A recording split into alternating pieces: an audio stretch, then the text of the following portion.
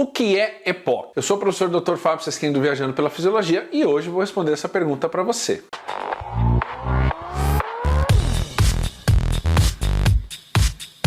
Bom, vamos lá. Eu recebi uma pergunta muito bacana e aí eu decidi fazer um vídeo sobre isso. A pergunta foi: professor, o que é EPOC? Então vamos lá.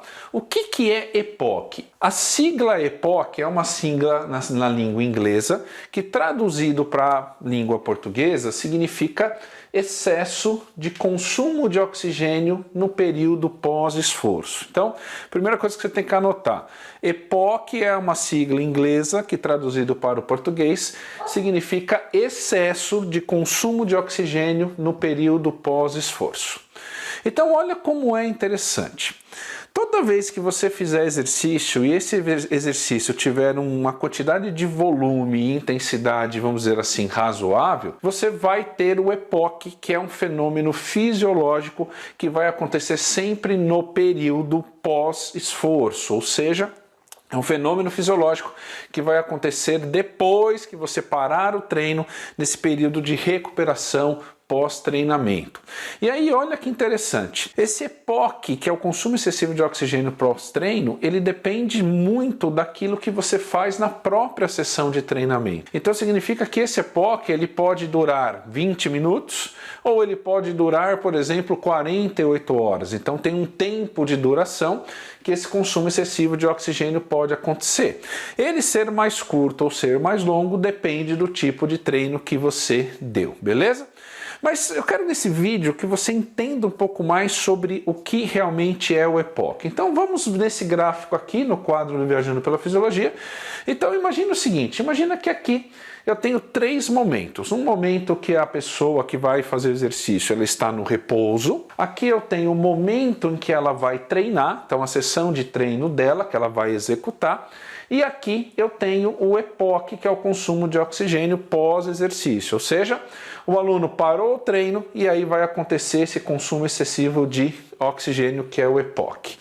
E aqui eu tenho o consumo de oxigênio. Então, para todo mundo entender, lembra que consumo de oxigênio é um indicador de intensidade do treino aeróbico, por exemplo. Então, aqui eu tenho o consumo de oxigênio em repouso. Quanto que é o consumo de oxigênio de repouso?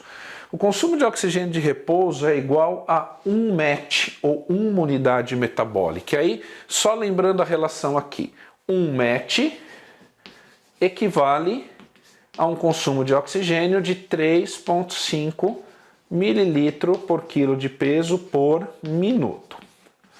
Então, o consumo de oxigênio de repouso do ser humano é igual a 1 unidade metabólica ou 3,5 ml por quilo de peso por minuto. O que diferencia os seres humanos não é o que acontece no repouso, e sim o que acontece numa situação de exercício. Então, imagine o seguinte, imagine que o meu aluno vai começar um treino de corrida na esteira, beleza?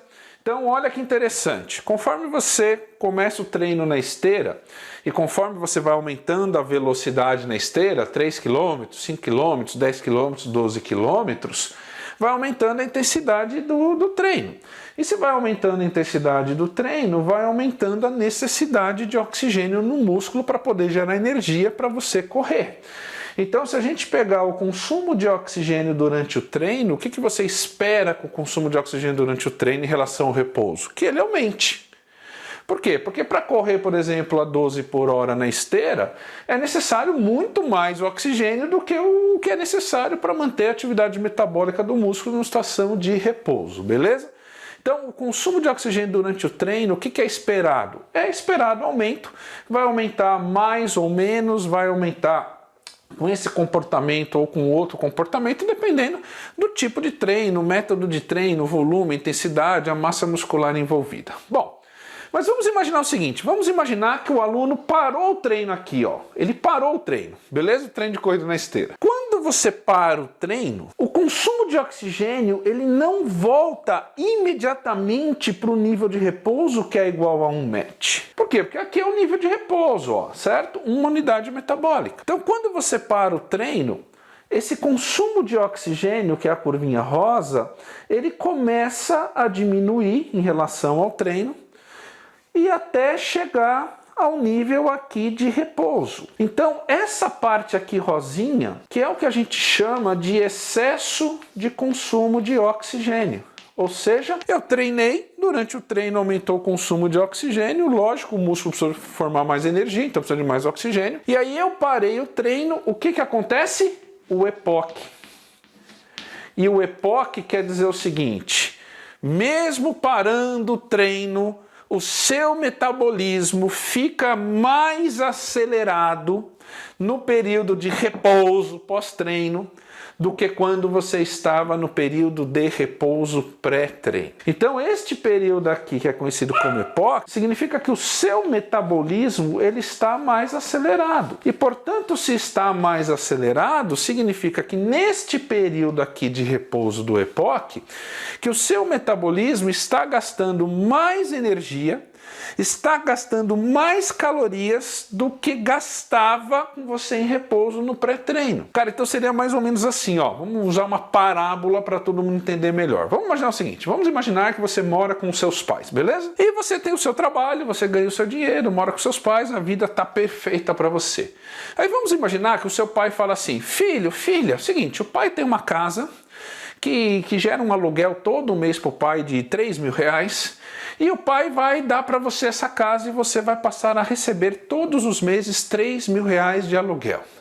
Aí a pergunta é, se o seu pai passar a casa para você, você vai começar a receber R$3.000 de aluguel por mês? Sim. A pergunta é, para receber esses R$3.000 de aluguel por mês, o que você teve que trabalhar? Resposta, nada. Eu só tenho que manter a casa alugada. Então o EPOC é mais ou menos isso, ou seja, você treinou, parou o treino e mesmo tendo parado o treino, o teu metabolismo fica acelerado no período de repouso, no pós-exercício.